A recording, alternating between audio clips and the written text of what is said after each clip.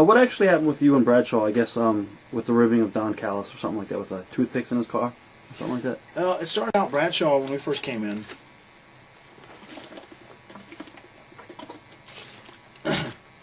Bradshaw, when we first came in, was just doing the thing that he does to all the young guys, just kind of testing the water, seeing what was going on with us. And I remember when Jeff and I really didn't drink, we were in Greensboro, and I remember he said, well, when you guys drive home, well, his Artie, when you guys drive home, make sure to get a six-pack and, drink all the... Go ahead.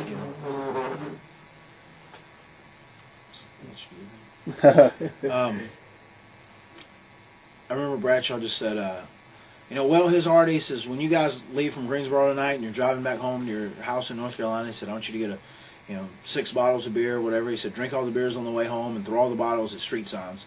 I'll see you tomorrow in Charlotte or whatever. He said, that's your assignment for tonight. And we just took it kind of jokingly.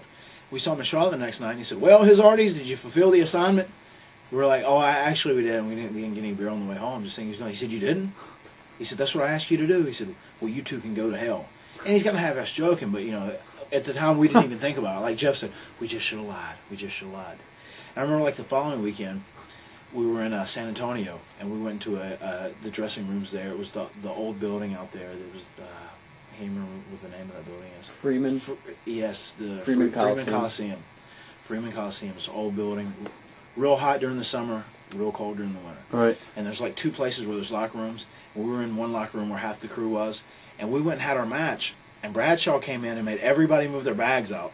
And then he took our bags and hid them, and we came in there and we're going, he says, well, if you guys went and dressed in your own personal locker room like a couple prima donnas, somebody'd probably watch your bags and nobody'd be able to mess with them. He said, that's terrible that they're missing. He said, if you'd come dressed beside me every week, he said, I'd make sure nothing ever happened to your bags. And you're like, dude, we're like, our credit cards, all money, everything's in there. We had no idea where it was. And actually, Road Dog's wanting us up. He said, they're just out back. He said, they're out, by the dumpster out back. He said, don't tell anybody, don't you? And I remember we went and got our bags, and everything was fine. It was all sitting right there. And then we came in and came back in. We said, well, I'll make sure to dress beside you every time from now on out, Mr. Bradshaw, and I hope no one else messes with our bags anymore. So it was about the extent of that. But then, now, Don Callis, Jackal, had a ton of heat. He probably had more heat than anybody has ever had at the WWE. What did it stem from? I think just kind of being arrogant and not conforming to the policy there, not playing along with guys. And even when he was with the Acolytes, I think he was put with them as a rib just to make his life hell. So they hated him. They despised him. Right. So the deal was, Bradshaw, we were in Hartford, Connecticut. And I remember he was starting to warm up to us a little bit, but he never fully caved in and just became himself around us. I remember we were sitting in catering, and he came up and said, well, his Artie, there's one guy here, Monkey Boy, that's all I ever called him. He said, Monkey Boy, he said, who I really can't stand, and who the Undertaker really can't stand, and who so-and-so can't stand, and so-and-so, and he named 50 people. And all these guys can't stand him. He said, but let's just suppose you and your brother happen to come across some toothpicks, and he slid toothpicks, a box, on our legs, underneath the table. Let's just suppose you happen to come across some toothpicks. And we just found out that son of a bitch was dressing in his car, and let's just suppose those toothpicks just happened to be broken off in the keyholes of his door. And let's just suppose he couldn't get into his car anymore, and he wouldn't be able to get to any of his stuff, and he wouldn't be able to change for the show tonight, or he wouldn't be able to drive back to his hotel. I mean, that'd be terrible, wouldn't it? So let's just suppose this might happen to happen, and I imagine the Undertaker would be very happy with you and your brother. And I imagine I would be very happy with you and your brother.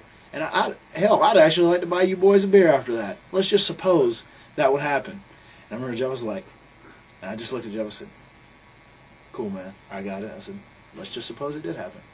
And then Bradshaw and Ron were doing their thing, and a little bit of this, a little bit of that, and they kind of fucked around with them, but they didn't go all the way on it. But we did enough to gain the respect, and then from then on out, Bradshaw was nothing but nothing but cool.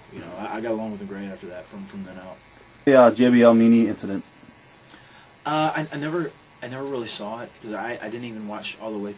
I didn't watch the very end of that pay-per-view. I watched the majority of it, which I thought was a really good pay-per-view, especially because still being a WWE produced pay-per-view, they really let them go on a limb and kind of do an ECW style thing. It really was a believable ECW style thing. But Bradshaw's Bradshaw, and like I said, right now I don't have a bad thing to say about him because I've had some great times with the guy. But it's in his character to be a bully sometimes, and if there's somebody that he doesn't like, he's definitely not afraid to bully them around. And I guess it happened with Meany that night. And like I said, I can't tell you, I didn't see the footage. So I guess Meany was busted open, if I'm not mistaken. And Yeah. Bradshaw really started nailing him, busted Yeah. back open. So that doesn't surprise me. It's definitely a Bradshaw type thing.